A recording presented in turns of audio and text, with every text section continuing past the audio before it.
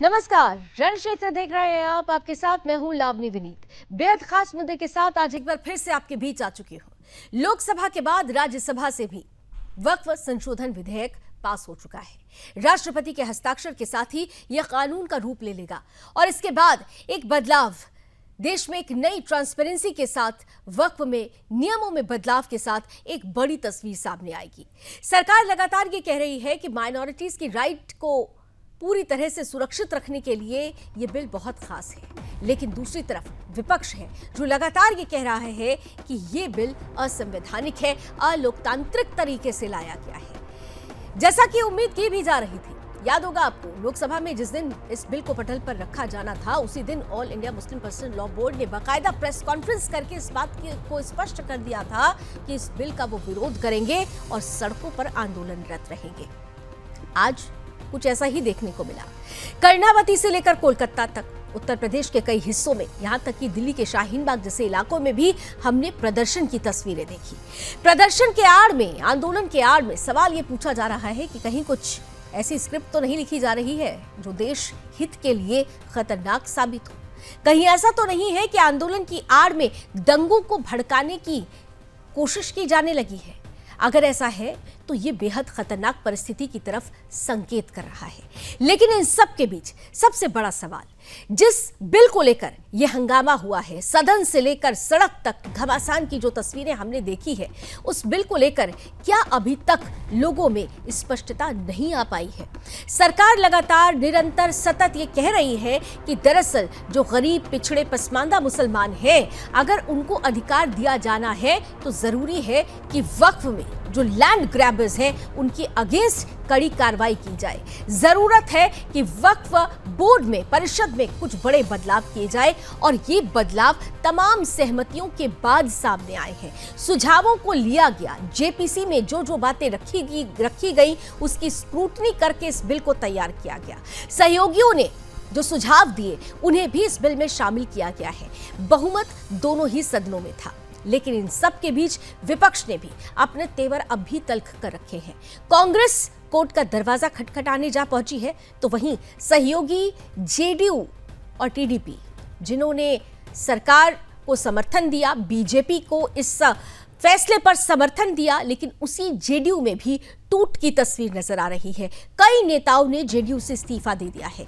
ये जो परिस्थिति बन रही है वो राजनीति की किस दिशा में तस्वीर को ले जाती हुई नजर आती है, इस पर बड़ी बात होगी। लेकिन उससे भी बढ़कर देश के मुसलमानों को यह समझना होगा कि जो लोग अभी तक मुसलमानों को वोट बैंक समझ रहे थे, आखिर अब तक उन्होंने मुसलमानों के लिए क्या किया। सरकार ये कह रही है कि इस बिल के माध्यम से हम मुसलमानों की तस्वीर और तकदीर दोनों ही बदलने वाले हैं। तकदीर दोनों ही बदलेगी और तब समझ में आएगा कि देश के असली मुसलमान और उनको मिलने वाले असली हक में कितना सामंजस्य है, क्योंकि अभी तक तो देश के गरीब मुसलमानों को ठगा जाता रहा है। लेकिन विरोध जिस तरीके से हो रहा है, उसके बाद ये जो चिंगारी उठ रही है, क्या ये किसी दंगे की तरफ इशारा तो नहीं कर रही? इन सब पहलुओं पर बात जरूरी हो जाती है और इसलिए रण क्षेत्र में आज बड़ी चर्चा करेंगे बड़े चेहरों के साथ। उनसे कराऊंगी आपका परिचय, लेकिन उससे पहले आज की ये टीजर रिपोर्ट।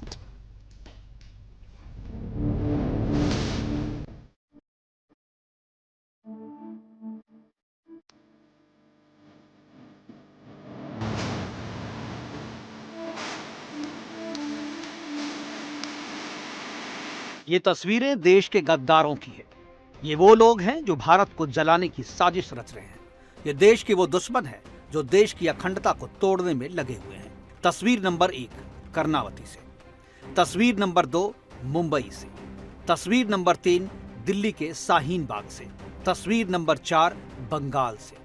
हर कोने से देशद्रोहियों की साजिश के सबूत सामने आने लगे हैं। एक तरफ मोदी सरकार गरीब और पसमानदा मुसलमानों के उत्थान के लिए वक्फ संशोधन बिल ला रही थी और दूसरी तरफ देश विरोधी ताकतें इसे नाकाम करने में जुटी थी। मजबूर हैं ये कहने पर कि हम इसको पूरी ताकत से रिजेक्ट करते हैं और लड़ाई जारी रहेगी। इन्होंने जिस तरह इसको बनाया है, चाहे हमें जेल जाना पड़े, चाहे हमें अब सूली में डाल दो, अब हम सर पर कफन बांध चुके हैं, हम अपना हक लेके रहेंगे।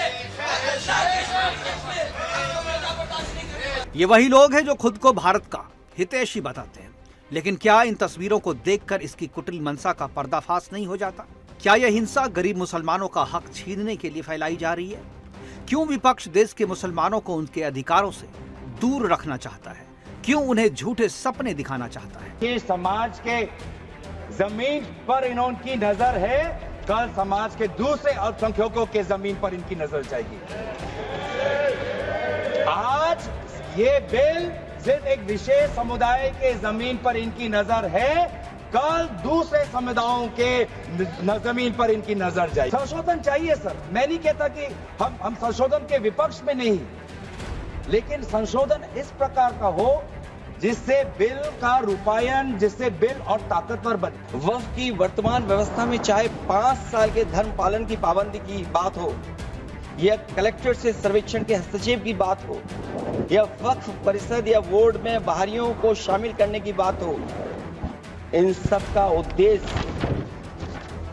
मुस्लिम भाइयों के सार्वजनिक अधिकार को छीनकर उनके महत्व और नियंत्रण को कम करना है। सबसे बड़ी बात यह कि वक्फ बिल के पीछे की न तो नीति सही है, न नियत।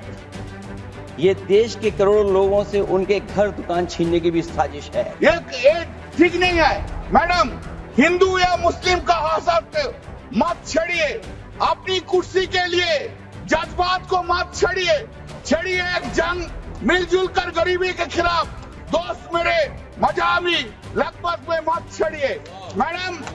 हम अपनी जान का दुश्मन के अपना जान कहते हैं। मोहम्मद का इस मिट्टी के हिंदुस्तान कहता है। अब तो मजहब अब कोई ऐसा भी चलाया जाए जिसमें इंसान को इंसान बनाया है। ओवर दी ईयर्स कानून को फाड़ दिया, तो मैं गांधी की तरह इस कानून को फाड़ता हूँ। ये अनकॉन्स्टिट्यूशनल है सर। इस देश में झगड़े पैदा करने का काम बीजेपी करना चाहती है मस्जिद और मंदिर के नाम पर, इसीलिए मैं इसका कंडेम करता हूँ। 2 और 3 अप्रैल की वो रात जब पूरा देश गहरी नींद में था और सड़कों पर सन्नाटा पसरा था, तभी संसद में जबरदस्त उबाल आया हुआ था। लोकसभा के बाद राज्यसभा में भी वक्फ संशोधन बिल पर घमासान छिड़ा हुआ था। गुरुवार देर रात 12 घंटे से भी ज्यादा लंबी बहस के बाद राज्यसभा से भी यह बिल भारी बहुमत से पास हो गया। बिल के पक्ष में 128 और विरोध में 95 वोट पड़े। इससे पहले बुधवार को भी लोकसभा में इस पर 12 घंटे की लंबी चर्चा हुई, जिसके बाद बिल के पक्ष में 288 और विपक्ष में 232 वोट पड़े।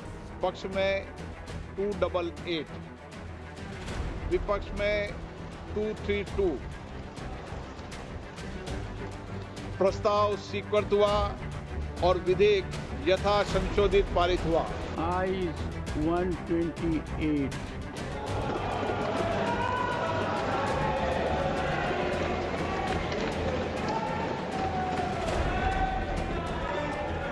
नोज 95। मोदी सरकार ने भारी बहुमत से इस बिल को पास करा लिया, जबकि विपक्ष अपनी नापाक राजनीति से लोगों को भड़काने की साजिश करता रहा। लेकिन बहुमत की ताकत के आगे उनकी एक ना चली। उधर बीजेपी और उसके सहयोगी दलों ने इस बिल को पास करवाने में भी कोई कोर कसर नहीं छोड़ी। विपक्ष जो बार बार जेडीयू, टीडीपी, एलजेपी, रामविलास और आरएलडी को बीजेपी की बैसाखी बताता था, आज उसे भी एहसास हो गया कि ये बैसाखी नहीं बल्कि इस मजबूत सरकार की असली ताकत है। ये वक्फ के संशोधन विधेयक का एक बहुत बड़ा रिफॉर्म है। एक वाकिफ जिस मंशा से वक्फ को करता है कि हमारी इस प्रॉपर्टी को हम गॉड के नाम पे, अल्लाह के नाम पे वक्फ कर रहे हैं, और इस वक्फ की आमदनी से गरीब को, पसमानदा को, ख़वातीन को, अनाथ को, बच्चों को, महिलाओं को, विधवाओं को इसका फ़ायदा मिलेगा। तालीम में या उनके हेल्थ में या और मदद मिलेगी। भारतीय जनता पार्टी और एनडीए कोई अच्छे लाती है, जैसे किसान विधेयक था या 370 ख़त्म करना, 35 से ख़त्म करना या सीआईए, तब इसी प्रकार की उसको उलझाने के लिए जनता तक उसका लाभ ना पहुंचे, वो अदालत में लटकाने का काम कांग्रेस पार्टी करती है। मैं समझता हूं कि नागरिकता कानून में जो लोग देश के आम गरीब मुसलमानों में भ्रम पैदा किया था, शाहीन बाग बनाए थे, वही लोग भी आज भ्रम फैला रहे हैं। कैसे मुस्लिम समाज के लिए ये उपयोगी होता है, जो आज तक लूट रहे थे उन्हीं को तकलीफ जाती। अन्य वर्ग हैं उनको उकसा के भड़का के अपने वोट बैंक को मजबूत करने का प्रयास करते रहते हैं। मैं समझता हूं कि जिस तरीके से सीए के बारे में फैलाया गया, तमाम दिनों तक भ्रांति रही, आज सब लोग जान गए कितने मुसलमान देश से बाहर निकल गए, सब लोगों को पता है कि कितने लोगों के खिलाफ कार्रवाई हो गई। ऐसे ही ये जो बिल है ये तो और जल्दी समझ में आ जाएगा, क्योंकि विपक्ष चाहे जितनी भी साजिशें रचे, लेकिन यह सरकार देश हित के लिए हर मोर्चे पर अडिग है। मोदी सरकार का संदेश स्पष्ट है। धारा 370 हो, 3 तलाक हो, CAA हो या फिर वक्फ संशोधन बिल, देश विरोधी ताकतों की एक भी नहीं चलेगी। राष्ट्रहित के फैसले होकर रहेंगे। विपक्ष चाहे जितना भी षड्यंत्र रचे, मोदी सरकार अपने संकल्प से टस से मस नहीं होगी। लेकिन अब सवाल यह है कि कब तक विपक्ष अपने तुष्टीकरण की घिनौनी राजनीति के लिए मुसलमानों को भड़काकर देश को जलाता रहेगा। क्या यह विरोध सुनियोजित हिंसा का हिस्सा नहीं? कौन है ये लोग जो दंगों की साजिश रचकर देश को अस्थिर करना चाहते हैं? लेकिन मोदी सरकार का संदेश साफ है, जो भारत के खिलाफ साजिश करेगा उसे बख्शा नहीं जाएगा। ये नया भारत है जो अपने दुश्मनों को घर में घुसकर सबक सिखाता है, और ये मोदी सरकार का वादा भी है। Bureau report, Sudarshan news.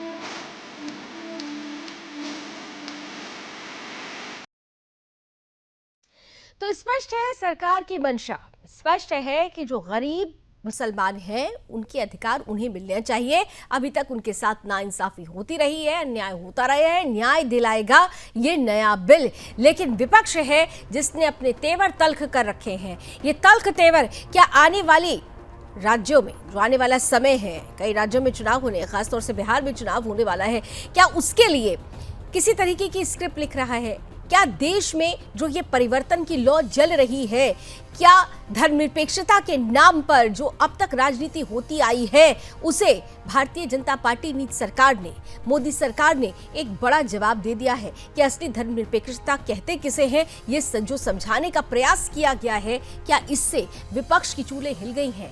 क्या होगा आगे? आइए चर्चा शुरू करते हैं। स्वागत करते हैं आज के पैनलिस्ट का। हमारे साथ भारतीय जनता पार्टी का पक्ष रखने के लिए अश्विनी शाही साहब जुड़ चुके हैं, स्क्रीन पर ले आइए। समाजवादी पार्टी का पक्ष रखेंगे कपिल श्रीवास्तव जी, बहुत दिनों के बाद हमारे साथ जुड़े हैं। साथ ही साथ हमारे साथ कांग्रेस से रतन तिवारी जी को मैं देख पा रही हूं। मोहम्मद आमिर राशिद हैं जो रण क्षेत्र में मेरे साथ पहली बार जुड़ रहे हैं, मुस्लिम स्कॉलर हैं। और साथ ही साथ आरजेडी से मनोज लाल दास जी भी जुड़ चुके हैं। आप सभी का बहुत बहुत स्वागत है। जेडीयू से हमारे साथ मनोज लाल दास जी जुड़ चुके हैं, आप सभी का बहुत बहुत स्वागत है। और चलिए शाही साहब, आपके साथ ही शुरुआत कर लेते हैं। खुश तो बहुत हो गए हैं आप लोग, क्योंकि जो एक बदलाव, जो एक बड़ा परिवर्तन पारदर्शिता को लेकर और देश के गरीब मुसलमानों के हक और हुकूक की लड़ाई आपने शुरू की थी, कम से कम आप उस लड़ाई में अभी विजेता बनते हुए नजर आ रहे हैं। दोनों सदनों में पास हो गया, लेकिन जो तस्वीरें अब आ रही हैं, पहले सदन में घमासान और अब सड़कों पर ये घमासान, ये विरोध, अंदेशा था कि ऐसा होगा? और अगर अंदेशा था तो आने वाले समय में ये विरोध कहां जाएगा? कितना बड़ा आपके लिए चैलेंज खड़ा करेगा? अश्विनी जी। जी लावनी जी, देखिए, हम लोगों का जो नारा था, सबका साथ, सबका विकास और सबका विश्वास, वो नारा इस कानून की शक्ल में दिख गया कि हम पसमानदाओं के साथ थे, हैं और रहेंगे, और देश की 140 करोड़ जनता के लिए हम कुछ करना चाहते हैं। लेकिन कुछ भूमाफिया उस पर कब्जा करके बैठे हुए थे, तो उसमें एक अमेंडमेंट करना जरूरी था। विरोधी दलों को जबरदस्त दो तरह का तमाचा लगा है। कल बिल पास होना और कानून की शक्ल लेना अपने आप में है, लेकिन जो ये विरोधी जिस दिन से चुनाव हुआ था उस दिन से 240 भाजपा पाई बैसाखी पर है, मोदी जी प्रधानमंत्री नहीं बन पाएंगे, नायडू साहब समर्थन नहीं देंगे, नीतीश जी नहीं देंगे, ये सब थोड़ा शांत हुआ था। ये अचानक जो है, अब देखिए नीतीश जी कैसे करते हैं, मुसलमान वोट बिखर जाएगा, चंद्रबाबू नायडू ये हो जाएंगे, ये बिल गिर जाएगा। लेकिन एनडीए ने बता दिया कि एनडीए एकजुट है, और वो परसों और कल के इस बिल के रूप में दिख गया कि किस तरीके से एकजुट है, और अन्य दलों के लोग भी। विपक्ष भी तो एकजुट है शायद साहब, विपक्ष में एकजुट है, वो भी यही कह रहा है। अरे तो बहुत अच्छी चीज है, विपक्ष एकजुट है, बहुत अच्छी चीज है, लेकिन एलओपी को ये मौका ही नहीं मिला शायद, या मन नहीं किया कि उस बिल पर कुछ बोले। उसकी गंभीरता तो दिखाई दे रही थी एलओपी के अंदर, एक शब्द बोले हो तो बता दीजिए। और कपीस भाई मुस्कुरा रहे हैं, इनके नेता वक्फ छोड़ के सब कुछ बोल गए, भाजपा का अध्यक्ष बनवा दिया और पता नहीं क्या क्या कर दिया, लेकिन वक्फ पर 4 लाइन के अलावा 5वीं लाइन नहीं बोले। अब आता हूं मैं दूसरी मुद्दे पर, जो ये मुद्दा है, जिस तरीके से आपने पूछा कि क्या होगा। देखिए, जो देश के कानून को कानून बनने के बाद, महामहिम राष्ट्रपति जी का सिग्नेचर होने के बाद वो कानून बनेगा, और जैसे ही कानून बना उसका पालना कराना शासन और प्रशासन का मतलब है। उसके बीच में जो आएगा, न्यायोचित तरीके से जो करना होगा उसके साथ कार्यवाही की जाएगी, और उनको मजबूर किया जाएगा कि हिंदुस्तान में रहना है तो हिंदुस्तान का संविधान मानना पड़ेगा। अब ये कानून बन चुका है, जो विरोध करेगा वो न्यायोचित कार्रवाई उसके साथ होगी, चाहे वो जो भी हो। लेकिन एक चीज देखने को मिला कि जुमा है, जुमा में लोग जाते हैं नमाज पढ़ने, नमाज में कहते हैं कि हम पूरे धरती के भलाई की बात करते हैं, अपने साथियों के भलाई की बात करते हैं, दुआ मांगते हैं, लेकिन उस दुआ मांगने के बाद बाहर आकर दंगों की भी साजिश करते हैं कि दंगा फैलाएंगे। ये कौन सी दुआ है भाई, ये बता दीजिए। मुझे तो लगता है कि जो ये वो वाले मुसलमान हैं जिन्होंने जमीनें कब्जा की थी और जिनके पास से निकाला जाएगा, इनके पास उसकी रजिस्ट्री के पेपर नहीं होंगे, इन्हीं की जमीनें पसमानदाओं को जाएंगी, इसलिए ये इतने उत्तेजित और जो है ये परेशान हैं। ठीक है कपिश जी, ये तो एक एडमिनिस्ट्रेटिव रिफॉर्म है, ये तो उनका अधिकार दिलाने के लिए एक बदलाव है जो अभी तक उस अधिकार से वंचित थे। सरकार स्पष्ट रूप से कह रही है, तब भी आपकी पार्टी इस पर क्लियर नहीं हो रही, और तब भी धार्मिक स्वतंत्रता पर प्रहार क्यों कहा जा रहा है आप लोगों की तरफ से? ये तो गरीब पिछड़े मुसलमानों के अधिकारों की बात हो रही है। देखिए लावनी, बहुत स्पष्ट सी बात है कि भारतीय जनता पार्टी एक पारदर्शिता की सरकार नहीं चलाती। उसके नारे में पूरा ये है कि सबका साथ, सबका विकास, सबका विश्वास, लेकिन ये कहां किसी का विश्वास लेते। इन्होंने जेपीसी का गठन किया, जेपीसी में विपक्षी दलों ने मिलकर के 40 संशोधन जो है अपने दिए थे, एक भी नहीं लिया गया, सब खारिज कर दिया गया। तो जेपीसी का मतलब क्या हुआ? दूसरी चीज मैं आपको पूछना चाहता हूं कि ये सरकार तो हमेशा 3 काले कानून लेकर के आई थी सरकार किसानों के नाम पर, और आपने देखा था वो भी पास हुआ था। और किस तरीके से सरकार देश हित में लाई थी और सरकार देश हित में वापस ली, 700 किसानों को शहीद करा थी। क्या वो संवैधानिक नहीं था? और संविधान में क्या शांतिपूर्ण आंदोलन का टूल नहीं है? अभिव्यक्ति की आजादी नहीं है? प्रांग न्याय और स्वात्मा की बात नहीं है? तो सबसे बड़ी बात तो यही है कि भारतीय जनता पार्टी संविधान का नाम लेती है और संविधान की हत्या कर देती है। तो देखिए, कोरा नारा देती है, ना खाएंगे ना खाने देंगे। अब आप देख लीजिए कि अमेरिका कह रहा कि $21 लाख जो है उन्होंने $21 मिलियन जो है वो मोदी जी को दिया है व्यक्तिगत रूप से वोट को बढ़ाने के लिए।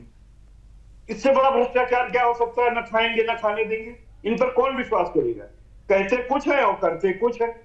अभी आप देख लीजिए, अगर वक्फ बिल में खड़े होकर के अमित शाह पूरे संसद के अंदर झूठ बोल रहे थे कि वक्फ के अधिकरण के बाद कोई जो है वो हाई कोर्ट और सुप्रीम कोर्ट में अपील की जगह नहीं, हम वो उसको संशोधन लेके आए। किसको झूठ बोल रहे थे?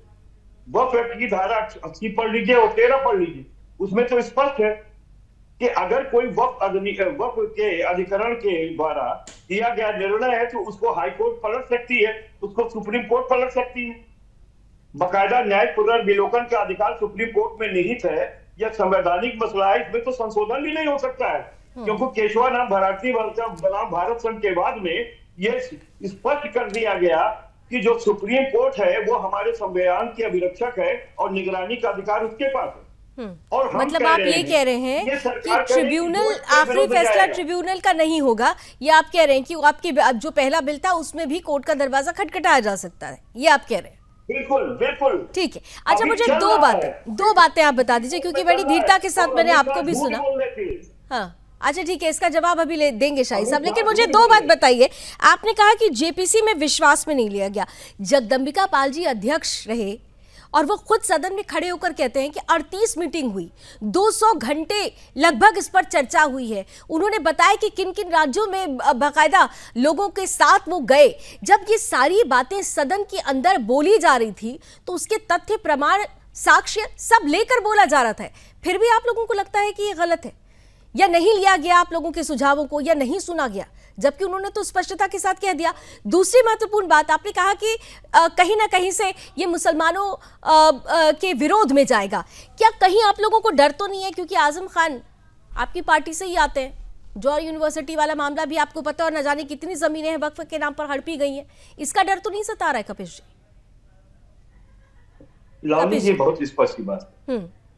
देखिए मैं चूंकि और तीसरा एक और चीज जोड़ देती हूँ, क्योंकि मैं धैर्य से सुनूंगी आपको, आज जरूर सुनूंगी मैं आपको। ये तस्वीरें जो आ रही, अभी आपने कहा शांतिपूर्ण तरीके से विरोध दर्ज कराना, इसमें कौन सी शांति नजर आ रही है? इस तस्वीर को देख लीजिए अगर आप, तो मुझे तो नजर नहीं आ रही है। बैठ रहे हैं या पुलिस वालों के साथ धक्का मुक्की कर रहे हैं, और पुलिस वाले जबरदस्ती कूच करके उनको हटा रहे हैं। सड़क को हाईजैक कर लेंगे आप लोग, सड़क को हाईजैक कर लेंगे। आप जाने नहीं दे रहे, वो ज्ञापन देने के लिए जाना चाहते हैं जिलाधिकारी के यहाँ, नहीं जाने दे रहे, क्या कीजिएगा? रास्ता चलने के लिए है, वो रास्ता चल के ही तो जाएंगे कि आसमान में उड़ करके जाएंगे?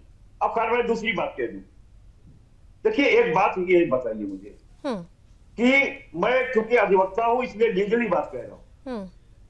सरकार क्या बरगला रही थी इस एक्ट को लेकर के, क्योंकि उसको पुनर्विलोकन का अधिकार चाहिए था वक्फ संपत्तियों पर। तो क्या कहती थी कि वक्त जहां चाहे वो ऐलान कर देता है कि ये जमीन हमारी है, वो जमीन हमारी है, और उसकी हो जाती है। किसको बरगला रहे? लावण्या के घर पे कोई गया, ये वक्त की जमीन है? शाही जी की कोई जमीन गई? हमारी गई, आपकी गई, किसी की गई? और मैं दूसरी बात कह रहा हूं, जब भारत के अंदर 1952 में ही भू बंदोबस्त अधिनियम लागू हो गया, सारी जमीनों जितनी भी भारत के अंदर जंगल और जमीन है सबकी अराजी संख्या पड़ गई, सबका भूलेख तैयार हो गया, भू नक्शा तैयार हो गया, और ट्रांसफर ऑफ प्रॉपर्टी एक्ट में संक्रमणी एक के भूमिधर के द्वारा अगर कोई अंतरण किसी भी प्रकार से किया जाता है, उसके बावजूद ये देखिए ये पुलिंदा, ये देखिए ये पूरा पुलिंदा है। ये तो मुझे लगता है कि शायद कम होगा। आपने कहा ना आप अधिवक्ता हैं, मैं भी अपने कार्यक्रम में थोड़ी तैयारी करके आती हूँ, क्योंकि मुझे पता होता है कि आप जैसे विद्वानों के साथ ही मेरा सामना होगा। इसमें कम से कम 36 ऐसे केसेस हैं जो न्यायालय में चल रहे हैं। तो फिर तो आप कह रहे हैं कि अगर ट्रांसपेरेंसी थी और इसमें सब कुछ सही हो रहा था तो ये केसेस तो होने ही नहीं चाहिए थे। ये बताइए ना कि ये केसेस क्यों दर्ज है? अभी मैं इसको पढ़ना शुरू करूंगी तो ये 40 मिनट का समय भी लंबा गुजर जाएगा। नहीं हाँ, लावनी आपने बड़ा अच्छा किया, बड़ा तैयारी से बैठी है, और अच्छा है कि एक अधिवक्ता के सामने आपने तथ्यपूर्ण चीजें कही।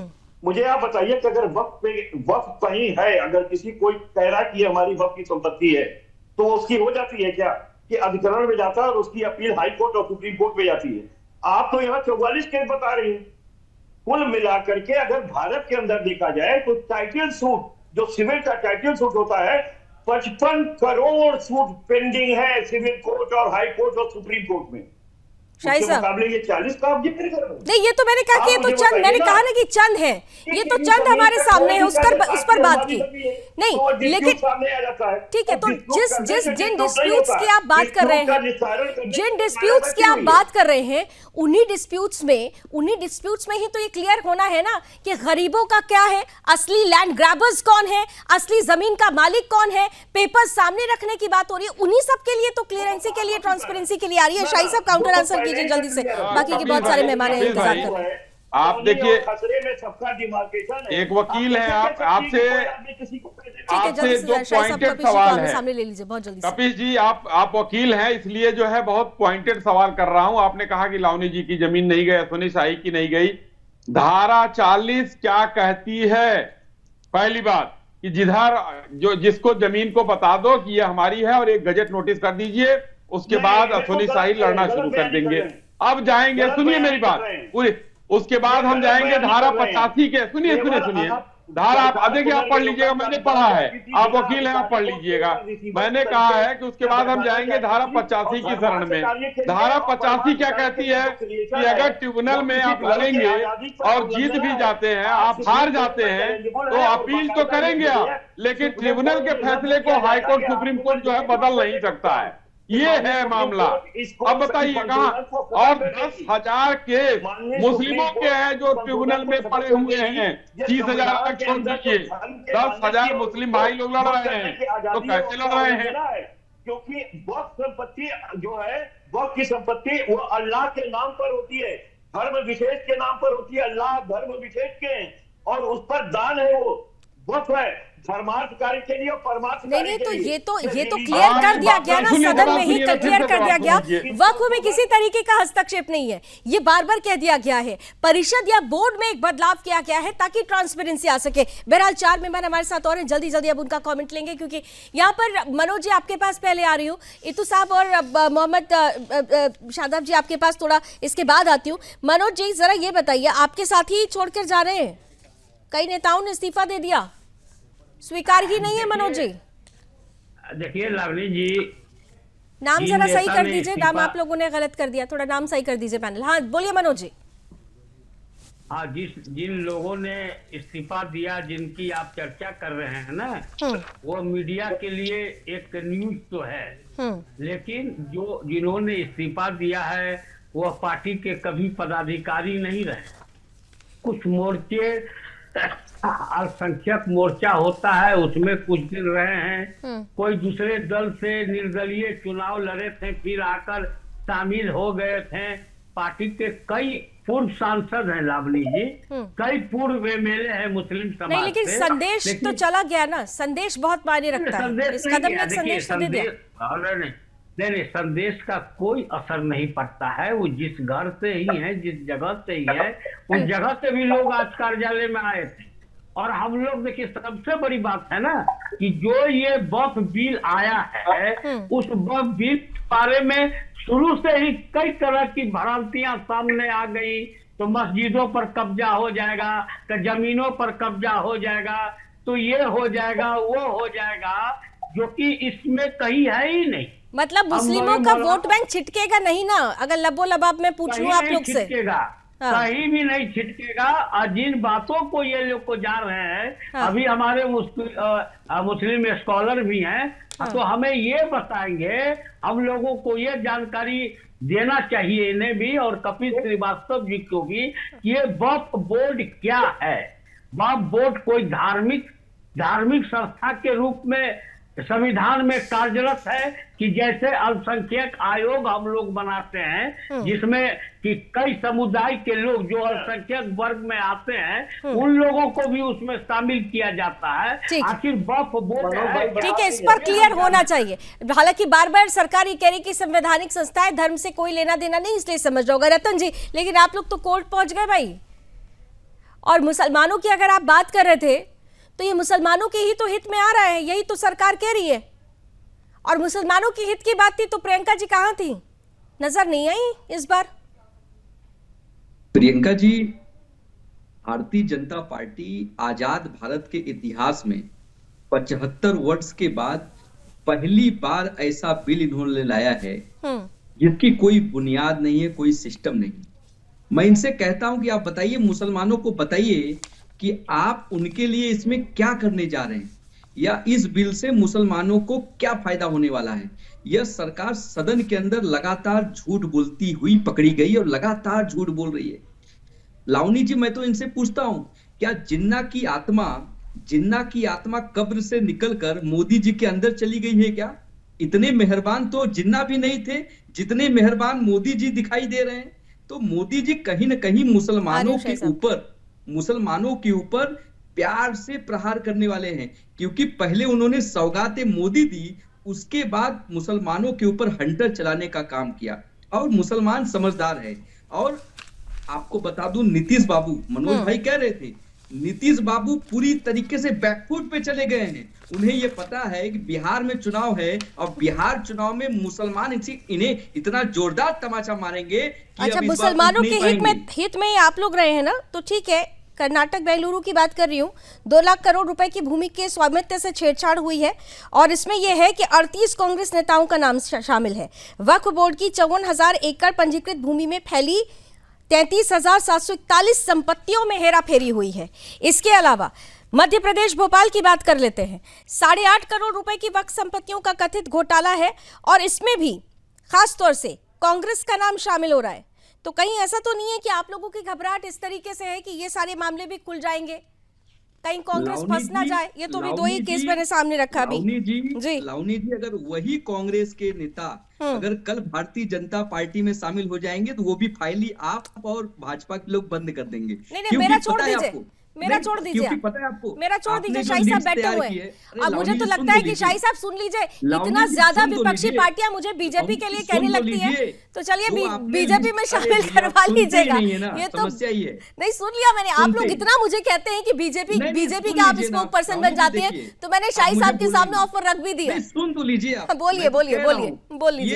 ये जो सूची और हम लोगों को गर्व है आपके ऊपर, थोड़ी सी और आप हिंदुस्तान की स्पोक पर्सन है। भारतीय जनता पार्टी के नेताओं की सामने आती, लेकिन आपने नहीं, लेकिन आपने मैंने तो सिर्फ 2 उदाहरण दिया, इस पर कुछ नहीं बोला। कांग्रेसी नेताओं आपने इस पर कोई सफाई नहीं दी कि ये घोटाला जिसमें कांग्रेसी नेताओं का, कांग्रेस से जुड़े हुए लोगों का नाम आया, इस पर आपने कोई भी कुछ भी टिप्पणी नहीं की। आप अशोक चौहान के ऊपर आरोप यही लोग लगाते हैं, बाद में यही लोग अपने साथ ठीक है। चलिए इसका जवाब मैं शाही साहब से ले लूंगी। एक ब्रेक लेना पड़ेगा। इतू साहब और मोहम्मद राशिद जी भी मुस्कुरा रहे, बहुत देर से इंतजार कर रहे हैं। एक बहुत छोटा सा ब्रेक है, मेरी मजबूरी है वो ब्रेक लेना। एक जल्दी से ब्रेक ले लेते हैं, चर्चा को हम आगे बढ़ाएंगे इस छोटे से ब्रेक के बाद। जल्दी से ले लीजिए। संशोधन विधेयक दोनों ही सदनों में पास, सदन में पहले हंगामा, अब सड़कों पर आंदोलन की तस्वीरें, प्रदर्शन की तस्वीरें और विरोध की आड़ में कहीं दंगे तो नहीं हो जाएंगे? ये बड़ा सवाल है। आइए इतू खान साहब और मोहम्मद राशिद साहब बहुत देर से इंतजार कर रहे हैं, लेकिन इतू खान साहब पहले आपके पास आ रही हूँ। बार बार ये कहा जा रहा है कि थोड़ा समझ लीजिए आप लोग, ये बिल आपके हित की बात करता है। ये बिल मुसलमान, जो गरीब पिछड़े मुसलमान हैं, जो पसमानदा हैं, जिनको अभी तक वो अधिकार नहीं मिला, उन्हें अधिकार दिलाने का रास्ता है ये। इतू खान साहब। अस्सलाम वालेकुम, बिस्मिल्लाहिर्रहमानिर्रहीम। शुरू करता हूं मैं अल्लाह के नाम से। आप जो कह रही हैं ये मगरमच्छ का आंसू दिखलाने की जरूरत नहीं है। आप इतने हमारे हमदर्द नहीं है, ये मगरमच्छ का आंसू मत दिखलाइए, मुसलमान के हमदर्द बनने जरूरत पर हम साथ मत दिखलाइए। मगरमच्छ के आंसू दिखला के ये हमदर्दी नहीं दिखला रहे हैं। इतने हमदर्द अगर अपने तो यहाँ में एक मिनिस्टर है मुसलमान, पार्लियामेंट में एक लोकसभा में कोई है, राज्यसभा में एक भी है। गुलाम अली को लाके एक तो बैठा दिए एजेंट के हिसाब से। आप बताइए कौन सा हमदर्दी आप दिखलाना चाह रही है? ये मगरमच्छ का आंसू ना दिखलाइए, इतना मेरी हमदर्दी ना करें। राजनीतिक बात क्यों कर रहे हैं आप? छोड़िए ना राजनीतिक बात मत करिए ना। राजनीतिक करने के लिए, वो बात करने के लिए पॉलिटिकल पार्टीज बैठी हुई है। सामाजिक बात करिए ना। आप मुस्लिम समाज की बात करिए। आप कहाँ पहुंच गए राज्यसभा और लोकसभा? आप अपने समाज की बात कीजिए ना। आपके ही समाज में किस तरीके से पिछड़े मुसलमानों की हालत है, उस पर आइए ना। राजनीति छोड़ दीजिए तो साहब। लाभली जी, आप लोग तो बीजेपी के प्रवक्ता, आप तो बीजेपी वाला सपोर्ट कीजिए। यही कह के आप ये कह के अगर आपको मन को शांति मिलती है, आप मन में शांति रख लीजिए। लेकिन मेरा सवाल फिर भी वही रहेगा कि मुसलमान होकर मुसलमान समाज की बात नहीं कर रहे हैं और बात आप राजनीति की कर रहे हैं। मुसलमान होकर देश का मुसलमान अगर आप हैं, इस देश के मुसलमान अगर आप हैं, और इस देश के जो गरीब पिछड़े मुसलमान हैं, उनके हक और हुकूक की बात हो रही है, तो आप उनके साथ खड़े होइए ना। अच्छा एक चीज आप बताइए ना, क्या ये जो बता रहे हैं आपको, सुनिए कानून के। मुसलमान का सब छीन लिए, मौलाना आजाद एक फंड था गरीबों बचत छीन लिए। कौन सा हमदर्दी आप दिखला रहे हैं मुसलमान का? आप सुन देखिए, मगरमच्छ का आंसू मत दिखलाइए। आप बोलिए कौन सा फंड छीन लिया गया आप लोगों से? दिक्कत कहाँ है? मुझे तो समझ में ही नहीं आ रही है। मत बनाइए। चलिए मोहम्मद राशिद साहब, आपको समझ में नहीं आएगी। अच्छा, मुझे नहीं समझ में आएगा। मोहम्मद आमिर राशिद को समझ में आता है कि नहीं, जरा उनसे पूछ लेते हैं। मोहम्मद आमिर राशिद को समझ में आता है या नहीं? मोहम्मद आमिर राशिद, आपको समझ में आता है? इतू खान तो बहुत समझ गए। ये मगरमच्छ के आंसू हैं, आपने बहुत लूट लिया सरकार ने मुसलमानों को। इतना बुरा मान रहे हैं, इतना चिल्ला रहे हैं, कहीं ना कहीं इन्होंने भी कोई वक्फ की संपत्ति पे कब्जा कर रखा है, इसीलिए इनको इतनी सब बातें कर रही है। अरे वक्फ संपत्ति हम लोग का दिया हुआ, मेरा बाप दादा का। आपके पास कोई ना कोई जांच करानी चाहिए सरकार को। आपको क्यों आप बरगलाते मुसलमानों को, क्यों आप दिए नहीं है? आप जब गरीब मुसलमानों को हक की बात आती है, आप लोग क्यों बुरा लगता है? आप सुनिए राशि साहब, आपके ऐसे के हाँ, कुछ दलाल बताइए। एजेंट हैं, वो से देखिए। नहीं, आप ऐसे लोग कुछ एजेंट दलाल हैं, आप देने वाले नहीं है, हम खाने लोग वाले दलाल में हो से गए। हैं। हम दिए हुए हैं, आज के दिन भी फख्र से बोलते हैं कि हमारी कुर्बानी है, हम दिए हैं। आइए आपको गवाह दिखला देंगे कौन कौन प्रॉपर्टी तो सच बात पे खड़े होंगे ना साथ में, बोलने अपने का हक रखते हैं। गलत बातों के समर्थन क्यों कर रहे हैं? आप सच बात के साथ सामने खड़े होइए। अरे सच बात क्या आपके इधर के दलाल लोग तो कर रहे हैं, कौन से समर्थन आप किए? क्या मुसलमान को आज तक मिला है? शर्म भी नहीं लगता? अपने क्या सच चाहिए मुसलमानों को? जितना मुसलमान खुशहाल हमारे देश में रह रहा है, किसी भी इस्लामिक राष्ट्र में नहीं है। आगे खोल के देख लिए पड़ोसी मुल्कों में क्या हो रहा है, आटा रोटी तक नहीं मिल रही है मुसलमानों को खाने के लिए। दलाली करना बंद कीजिए, कोई फायदा नहीं मिलेगा। तो आप लोगों की परेशानी है, जो कट्टरपंथियों के समर्थन में बोलेगा वो आपका, जो विरोध में बोलेगा वो दलाल बीजेपी का। अरे तू तो दलाल आप ही है, आप तो हैं, तब बोल रहे हैं। आपको शर्म आनी चाहिए। आप इतने उम्रदार हो गए ऐसी बात कर रहे हैं, पढ़े लिखे हो वाली बात करिए। आप नेशनल चैनल पे डिबेट पे बैठे हुए हैं और मेरे अब्बा की उम्र के हैं आप क्या संघ का बात ही कर रहे हैं कि आप कुछ प्रॉपर्टी लेके बैठे होंगे?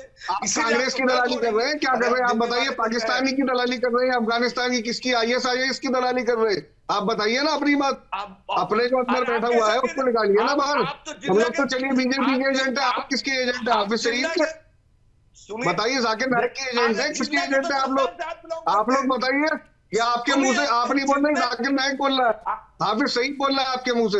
अरे राशि साहब, मैं बता रहा हूँ ना, आप लोग काम कर रहे हैं ना पाकिस्तान का एजेंट देकर हमारे देश को सीरिया बनाने का काम कर रहे हैं। आप लोग को शर्म आनी चाहिए।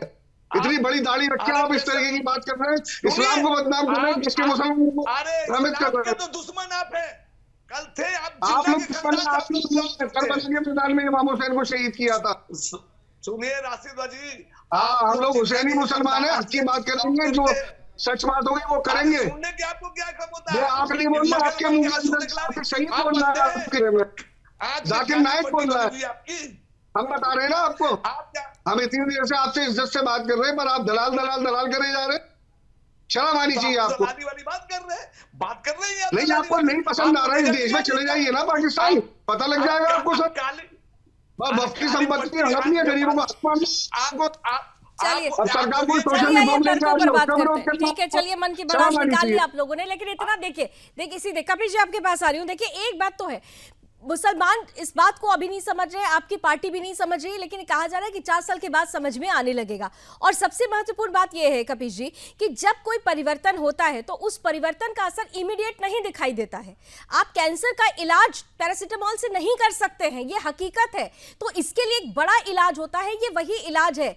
आपकी पार्टी से भी ये उम्मीद की गई थी। उत्तर प्रदेश में भी जो गरीब मुसलमान थे उन्होंने इस बात को लेकर कई ऐसे केसेस हैं, ये कहा गया कि सरकार के सामने गरीब मुसलमानों ने कहा कि जो लैंड ग्रैबर्स हैं उन्होंने हमारी जमीन हथियार ली, लेकिन कभी भी आप लोगों ने उस पर कदम नहीं उठाया। आज बीजेपी ने एक कदम उठा दिया है, तो फिर इसमें गलत क्या है? कपिल श्रीवास्तव जी, ये आपने बड़ा अच्छा बात कही। जी, आपने बड़ी अच्छी बात कही।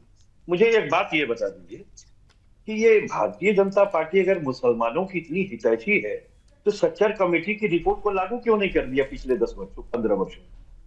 हमें आप बताइए। अटल बिहारी जी की भी एक 6 महीना और 13 दिन की सरकार थी, 6 साल 13 दिन की, क्यों नहीं कर दिया उन्होंने? तीसरा रिजम मोदी जी का चल रहा है। इतना मुसलमान परस्त और इतने अच्छे इंसान है जो 21 लाख डॉलर जो है, मिलियन डॉलर जो है वो अपने घूस ले आते हैं अमेरिका से वोटर बढ़ाने के नाम पर, और उसका जवाब नहीं दे पाते। नहीं, लेकिन एक बात बताइए ना, आप लोग सच्चर कमेटी की बात करते हैं, उसी सच्चर कमेटी में तो लिखा हुआ है कि वक्फ को जो अनियमितताएं हो रही हैं उसके लिए एक कठोर कानून की जरूरत है, एक बदलाव की जरूरत है। सच्चर कमेटी में ही लिखा हुआ है। बहुत अच्छी बात। बदलाव की जरूरत तो थी, हम संशोधन दे तो रहे थे, 40 में एक संशोधन नहीं लिया गया। शायद साहब आप लोगों ने एक भी संशोधन नहीं लिया। किससे बात करते रहे? मैं 2 से 40 दिन आप किससे बात करते रहे? ठीक है, शायद साहब अब सुन लीजिए जरा कपिल जी, अब सुन लें तो ज्यादा बढ़िया है। ये मुझे बताइए कि 3 काले कानून जब ये लेकर के आए थे, 700 किसान शहीद करा दिए, 1.5 साल तक जो है वो किसान। अरे साहब उसके बाद भी हरियाणा ले गए वो लोग, आप ये कहते रहे और वो हरियाणा लेकर चले गए। क्या बात कर रहे हैं? हरियाणा को ही आप लोगों ने टारगेट किया था, ये बात कहकर कि बीजेपी हरियाणा में आ गई। महाराष्ट्र में आप लोग कहते रहे किसानों की बात, महाराष्ट्र में भी लेकर चले गए, वो उनकी पार्टी आ गई वहां पर। क्या बात कर रहे हैं कपिल जी? लेना बाकी है, अभी बहुत कुछ अभी बाकी है। अब ये बीच कपिल भाई सुन लीजिए, 2-3 बातें हुई हैं। कपिल भाई समय नहीं है, बीच में बोल कर क्यों आप परेशान हो रहे हैं? अभी देखिए 2-3 बातें हुई लावनी जी, 2-3 बातें हुई। अभी दोनों मौलाना लोग यहाँ, 2 हमारे भाई बैठे हुए हैं, इतू जी और आमिर जी। ये समझ में आ गया कि किसने कब्जा किया है और किसकी जमीन गई है। इन लोगों की बातों से एकदम से साक्ष्य मिल गया। अब इसको कुछ कहने की जरूरत नहीं है। लेकिन एक बात अभी कांग्रेस के रतन तिवारी जी ने कहा कि ये बिल लेकर आए जिससे ना मुसलमानों से मतलब है ना देश से मतलब है। इसका मतलब कि बिल खराब था। तो रतन तिवारी जी यही कहना चाह रहे थे। मैं ये कहना चाहता हूं कि भैया हम बिल नहीं लाए हैं, हम संशोधन लाए हैं। बिल आप लाए थे, तो यानी कि देश से कोई मतलब नहीं था, हम उसमें संशोधन कर रहे हैं, ये कांग्रेस ने भी मान लिया। अब कपिल भाई का जवाब देता हूं। सच्चर कमेटी का नाम लेते हैं। सच्चर कमेटी ने भी कहा था कि 2 उसमें जो है नॉन मुस्लिम भी होने चाहिए, हम रख रहे हैं। सच्चर कमेटी ने कहा था 12,000 करोड़ रुपए की आमद होनी चाहिए, हम उस आमदनी की बात कर रहे हैं। आप कहां हैं भाई? हम तो सब वही काम कर रहे हैं जो आप लोग चाहते थे, और आप लोग न माने तो अलग बात है। हो रही है जो सच्चर कमेटी में था, लेकिन रतन जी तो अभी नहीं नजर आ रहे, रतन जी अभी नजर नहीं आ रहे। लेकिन मनोज जी देखिए, सच्चर कमेटी की सिफारिशों की बात हो रही है, सरकार कह रही है हमने वही किया, आप लोगों ने भी इसी बात को समझते हुए कहा। लेकिन एक महत्वपूर्ण बात, चलते चलते रेट्रोस्पेक्टिव नहीं होगा, ये प्रोस्पेक्टिव होगा, बार बार कहा जा रहा है। फिर भी बिहार जैसे राज्य में आरजेडी ये कह रही है कि ये सिर्फ कहने की बातें हैं, ये हवाई, अभी देखते जाइए क्या क्या होने वाला है, और बिहार में इसका बहुत बड़ा असर पड़ेगा। लास्ट कमेंट जल्दी से जी। देखिए लावनी जी, पता नहीं हमारे सपा के साथी किस मुंह से कह रहे हैं कि सच्चर कमेटी को क्यों नहीं लागू कर दिया।